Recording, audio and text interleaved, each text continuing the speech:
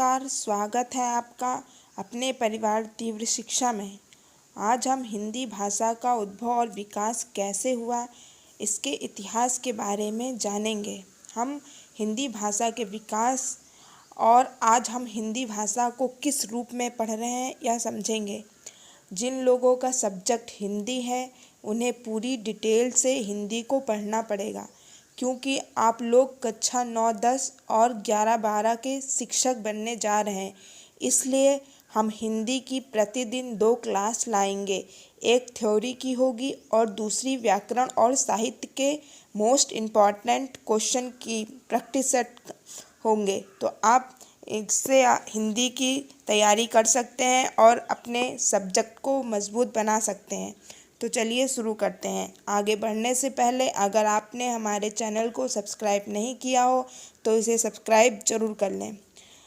हिंदी भाषा का उद्भव और विकास कैसे हुआ, देखिए हिंदी भाषा को 3 कालों में बांटा गया है। ठीक है, कौन कौन से वो काल है? पहला, प्राचीन भारतीय आर्य भाषा, ठीक है, जिसका काल क्या माना गया है? 1500 ईसा पूर्व से 500 ईसा पूर्व। ये इसका समय पीरियड भी एग्जामिनर पूछेगा। तो फिर से देखते हैं, प्राचीन भारतीय आर्य भाषा जिसका समय काल 1500 ईसा पूर्व से 500 ईसा पूर्व। फिर मध्यकालीन आर्य भाषा जिसका समय पीरियड 500 ईसा पूर्व से 1000 ईसा पूर्व। ठीक है, 1500 से 500, फिर 500 से 1000 ईसा पूर्व मध्य भारतीय आर्य भाषा काल। इसके बाद आधुनिक भारतीय आर्य भाषा काल जिसका समय क्या है? 1000 ईस्वी से अब तक। ठीक है, जो प्रेजेंट में हिंदी चल रही है। तो आधुनिक भारतीय आर्य भाषा काल 1000 ईस्वी से अब तक। ठीक है, तो चलिए जो प्राचीन इतिहास में कैसे भाषा का विकास हुआ, ठीक है, आर्य भाषा और आर्य भाषा के कुछ महत्वपूर्ण ग्रंथ जो कि परीक्षाओं में उससे प्रश्न बढ़ते हैं कि किसने कैसे क्या लिखा और अवहट भाषा क्या होती है, इन सब के बारे में आज हम पढ़ेंगे। ठीक है, फिर आधुनिक भारतीय इतिहास में आदिकाल, श्रृंगार काल और इसके बाद द्विवेदी काल, छायावादी युग, ये सारे इसके 1000 ईसा पूर्व के बाद के हैं। ठीक है, तो आज हम पढ़ेंगे कि 1500 ईसा पूर्व और से 500 ईस्वी पूर्व और 500 से जो 1000 ईस्वी का जो हिंदी का विकास है वो कैसे हुआ। आगे बढ़ते हैं हम। प्राचीन भारतीय आर्य भाषा काल, ठीक है, प्राचीन भारतीय जो आर्य भाषा काल थी जो 1500 से 500 थी। ठीक है, लगभग कितने वर्ष हो गए? 1000 वर्ष। यहाँ पे कितना वर्ष हो गया? 1000 वर्ष।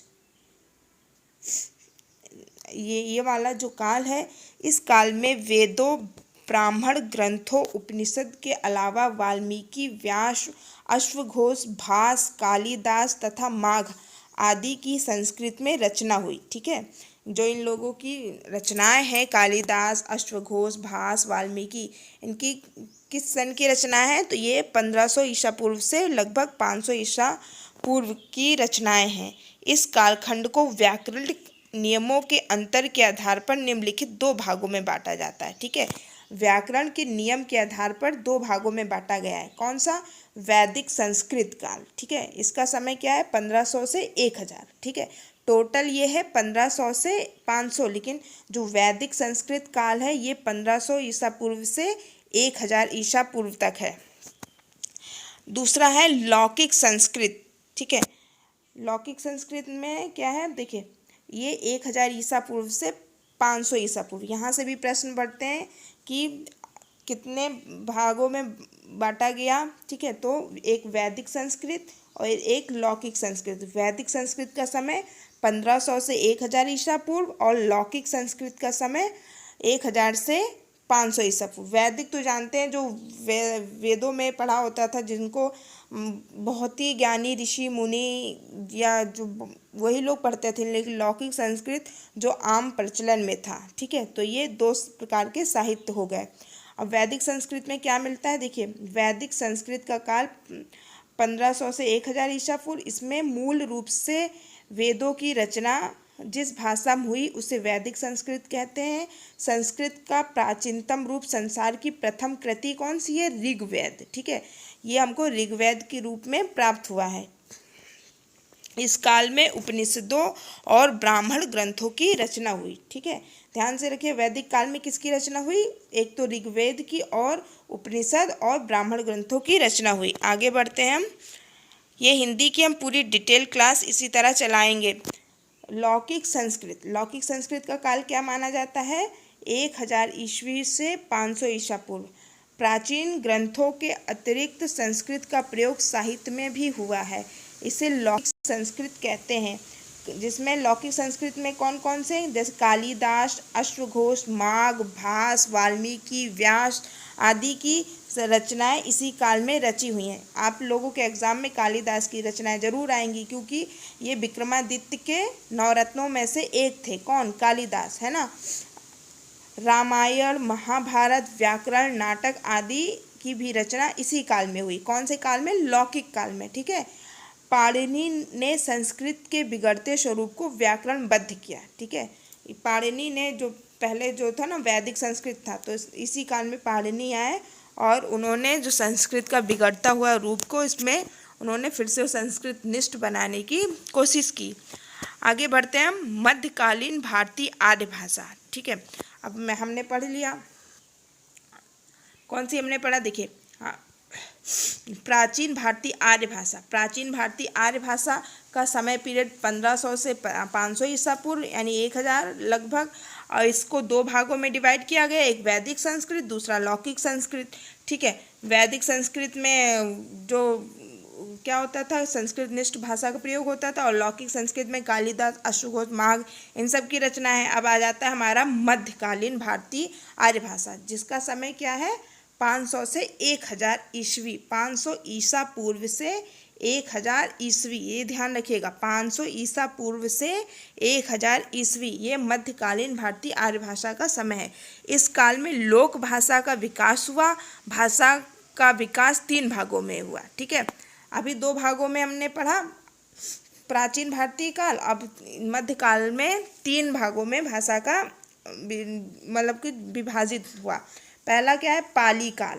ठीक है, फिर प्राकृत काल, इसके बाद अपभ्रंश काल। तो पाली काल का समय क्या माना गया है? 500 ईसा पूर्व से 1 ईस्वी तक। ठीक है, पाली भाषा में हुआ है ना, जो बुद्ध की रचनाएं वगैरह हैं। ठीक है, और जैन धर्म की रचनाएं तो पाली से प्राकृति से फिर पाली, है ना। तो प्राकृत का काल 1 ईस्वी से 500 ईसा पूर्व, ये बुद्ध और जैन धर्म का इस समय विकास हुआ था, उस समय की रचनाएं हम पढ़ेंगे। और अपभ्रंश काल, अपभ्रंश काल में आदिकाल के रचनाएं आती हैं, और 500 ईस्वी से 1000 ईस्वी तक का क्या है? ये अपभ्रंश काल है। ठीक है, अब पाली काल में क्या है? संस्कृत भाषा बोलचाल की भाषा बनते बनते काफ़ी बदलाव आ गया। ठीक है, पहले संस्कृत भाषा चलती थी, तो इसकी बोलचाल भाषा को बदलते बदलते काफ़ी बदलाव आया और इसे पाली नाम दिया गया। पहले संस्कृत, इसके बाद पाली। ठीक है, इसे भारत की प्रथम देश भाषा कहा गया। ठीक है, मगध प्रांत में उत्पन्न होने के कारण इसे मगधी भी कहा जाता है। ये मोस्ट इम्पॉर्टेंट लाइन है, आपके एग्जाम में इससे क्वेश्चन जरूर छपेगा। ठीक है, मगधी भाषा किसको बोला जाता है? तो पाली भाषा को ही मगधी भाषा बोला जाता है। ठीक है, बौद्ध ग्रंथों में पाली भाषा का शिष्ट और मानक रूप देखने को मिलता है।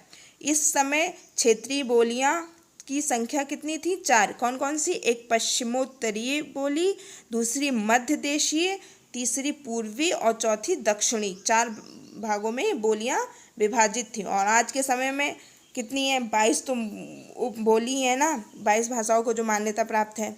आगे बहुत सारी हमारे देश में बोलियां हैं, तो उस समय ये 4 भागों में भाषा डिवाइड था। आगे बढ़ते हैं हम। प्राकृतिक काल। अब प्राकृतिक काल कौन सा होता है? पहले हमने पढ़ा पाली काल। अब प्राकृतिक काल 1 ईस्वी से 500 ईस्वी पूर्व। ठीक है, संस्कृत, इसके बाद पाली, इसके बाद आ गया प्राकृत। ठीक है, 1 ईस्वी के आते आते बोलचाल की भाषा में परिवर्तन आया और इसे प्राकृत की संज्ञा दी गई। यह असंस्कृत भाषा थी, यानी संस्कृत नहीं थी। इस काल की क्षेत्रीय बोलियां 5 थीं। ठीक है, पाली की क्षेत्रीय बोलियां 4 थीं और प्राकृत की क्षेत्रीय बोलियां 5 थीं। कौन कौन से? सौरसैनी, जो कि मथुरा के आसपास क्षेत्रों में बोली जाती थी, और 85 ये सिंध पंजाब में बोली जाती थी। महाराष्ट्री महाराष्ट्र तथा विदर्भ में बोली जाती थी। मागधी जो मगध में बोली जाती थी, ठीक है, जिस यानी बिहार में, मगध का बिहार का पुराना नाम मगध है ना, तो ये मागधी। और पांचवी क्या, अर्ध मागधी, ये कौशल प्रदेश की भाषा थी तथा जैन साहित्य की भी भाषा थी। कौशल प्रदेश यानी कि यूपी में अयोध्या साइड में ये भाषा बोली जाती थी, ठीक है। आगे बढ़ते हैं। अपभ्रंश काल, ठीक है, तीसरा कौन से है, पाली, प्राकृत और फिर अपभ्रंश। अपभ्रंश का समय है 500 ईस्वी से 1000 ईस्वी तक, ठीक है। भाषा वैज्ञानिकों की दृष्टि से अपभ्रंश भारतीय आर्य भाषा की मध्यकालीन अंतिम अवस्था थी, जो प्राकृत और आधुनिक भाषा के मध्य स्थित थी। अपभ्रंश शब्द का अर्थ होता है बिगड़ी हुई भाषा। अंडरलाइन करिए, अपभ्रंश शब्द का अर्थ क्या होता है, बिगड़ी हुई भाषा। इसका विकास मध्य देश में। अपभ्रंश भाषा निम्नलिखित 7 भेद होते हैं, ठीक है। आजकल भी अपभ्रंश के बाद फिर उसका हिंदी, तो ये सीक्वल ध्यान रखिए, पहले संस्कृत, संस्कृत के बाद पाली, फिर प्राकृत, इसके बाद अपभ्रंश, ठीक है। इसमें 5-7 भेद हो गए, जैसे शौरसैनी हिंदी जो पश्चिमी हिंदी, राजस्थानी और गुजरात में बोली जाती है, ये शौरसैनी। यहाँ से आपके 3-4 नंबर के प्रश्न जरूर आएंगे। यह भी आपको बोरिंग लग रहा हो, पर एग्ज़ाम में इससे प्रश्न जरूर से ज़रूर बनते हैं, ठीक है। जिन लोगों ने टीजीटी पीजीटी का पेपर दिया हो उनको ये पता होगा। तो शौरसैनी पक्ष में कौन सी भाषा आती है, इस तरीके के क्वेश्चन बनते हैं। तो पश्चिमी हिंदी को और राजस्थानी गुजराती ये शौरसैनी भाषा के अंतर्गत आती हैं। पैसाची पंजाबी भाषा के अंतर्गत, ब्रांचड़ सिंधी भाषा के अंतर्गत, मागधी बिहारी भाषा के अंतर्गत, महाराष्ट्री मराठी भाषा के अंतर्गत, अर्धमागधी पूर्वी हिंदी और खस पहाड़ी जनक्षेत्र में बोली जाती। पहाड़ी जनक्षेत्र जैसे मेघालय और नागपुर, असम, ये सब पहाड़ी एरिया है ना, यहाँ पे की बोली को खस बोलते हैं, ठीक है। तो ये सारे पॉइंट इम्पॉर्टेंट हैं, इसे आप नोट कर लीजिए। शौरसैनी के अंतर्गत कौन सी भाषा आती है, पश्चिमी हिंदी, राजस्थानी, गुजराती, पैसाची पंजाबी, ब्रांचड़ सिंधी, मागधी बिहारी, महाराष्ट्री मराठी, अर्धमागधी पूर्वी हिंदी, खस पहाड़ी, ठीक है। इसी से एग्जामिनर क्वेश्चन बनाता है। आपको हिंदी की एक और क्लास मिलेगी जिसमें उसमें प्रैक्टिस सेट आप लोग कर सकते हैं, ठीक है, प्रैक्टिस सेट रहेगा ताकि आप लोगों के क्वेश्चन भी साथ में प्रिपेयर होते रहें। आगे बढ़ते हैं हम। ये हो गया। अतः हिंदी भाषा का जो ये काल है उसका विकास कैसे हुआ, पहले शौरसैनी, मागधी, अर्धमागधी के रूपों में हुआ। कब, ये मध्य में। अब आधुनिक जो हम लोग आज पढ़ते हैं, इसमें क्या ऐसा विकास हुआ, देखिए। आधुनिक भारतीय आर्य भाषा का काल क्या है, 1000 ईस्वी से अब तक, ठीक है। आधुनिक भारतीय आर्य भाषा का काल 1000 ईस्वी से अब तक। 1100 ईस्वी के आते आते अपभ्रंश का काल समाप्त हो गया। आधुनिक भारतीय भाषाओं का काल आरंभ हुआ। अपभ्रंश के क्षेत्रीय स्वरूपों से आधुनिक भाषा का जन्म हुआ। आगे चलकर पश्चिमी हिंदी, राजस्थानी, बिहारी, पूर्वी हिंदी और पहाड़ी 5 उपभाषाओं तथा इनसे विकसित क्षेत्रीय बोलियां जैसे ब्रजभाषा, खड़ी बोली, जयपुरी, भोजपुरी, अवधी, गढ़वाली आदि को समग्र रूप से हिंदी कहा जाता है, ठीक है। अब पता चला हिंदी ये सारी बोलियों की मिक्सअप भाषा है, ठीक है।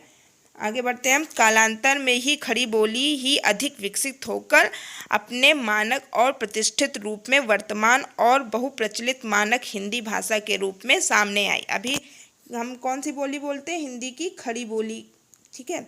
इन सबको मिला करके खड़ी बोली बनी। आगे देखिए, अब हिंदी की उत्पत्ति का क्रम क्या है, ये ध्यान से पढ़िए।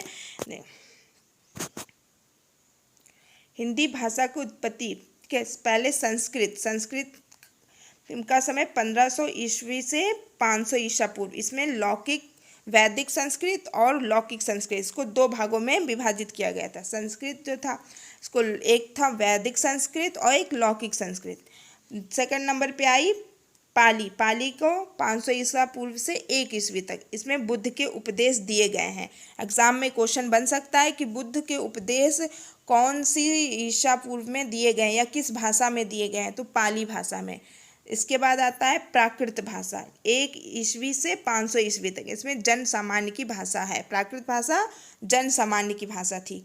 आगे अपभ्रंश भाषा जो 500 ईस्वी से 1000 ईस्वी, इसमें लोक कथा का वर्णन है। आगे हिंदी का जो अभी तक विकास है, आधुनिक विकास, वो 1000 ईस्वी से अब तक, ठीक है, हिंदी के विविध रूपों का इसमें वर्णन है। तो हिंदी का विकास कैसे हुआ, देखिए, पहले संस्कृत, संस्कृत से पाली, पाली से फिर प्राकृत, प्राकृत से अपभ्रंश और अपभ्रंश के बाद हिंदी। ये इसका सीक्वेंस पूछता है, तो आप ध्यान रखिएगा, संस्कृत, पाली, प्राकृत, अपभ्रंश, हिंदी।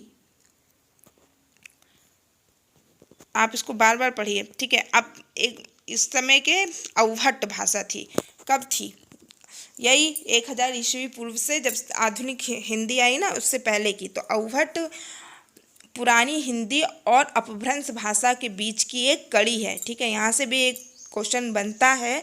अवहट भाषा का काल 900 ईस्वी से 1100 ईस्वी तक निश्चित किया गया है। साहित्य में इसका प्रयोग 14वीं सदी तक होता रहा है। ज्योतिश्वर ठाकुर के वर्ण रत्नाकर में अवहट शब्द का प्रथम प्रयोग मिलता है। तो ये लाइन अंडरलाइन कर सकते हैं कि अवहट भाषा का प्रयोग कहाँ पे मिलता है, तो ज्योतिश्वर ठाकुर के वर्ण रत्नाकर में अवहट भाषा का प्रथम प्रयोग मिलता है। अपभ्रंश के ही उत्तरकालीन या परिवर्ती रूप को अवहट कहा जाता है, ठीक है। अपभ्रंश के ही परिवर्तित रूप को अवहट कहा जाता है, ठीक है। अब हम पढ़ते हैं अवहट भाषा की प्रमुख कृतियाँ कौन कौन सी हैं। कुछ इंपॉर्टेंट कृतियाँ हैं जो एग्जाम में ज़रूर से ज़रूर यहाँ आपका एक क्वेश्चन ज़रूर पूछा जाएगा। तो आप देखिए, इसके बहुत ही कम है क्योंकि हमने बहुत ही सेलेक्टेड और इम्पॉर्टेंट कृतियाँ उठाई हैं, क्योंकि हमको एग्ज़ाम में मेरिट लाना है, हर हाल में हमको एक सीट चाहिए। तो अब देखिए, स्नेह सराय ये रचना है, इसके रचनाकार कौन है, अदद माड़, ठीक है। स्नेह सराय के रचनाकार अदद माड़ हैं।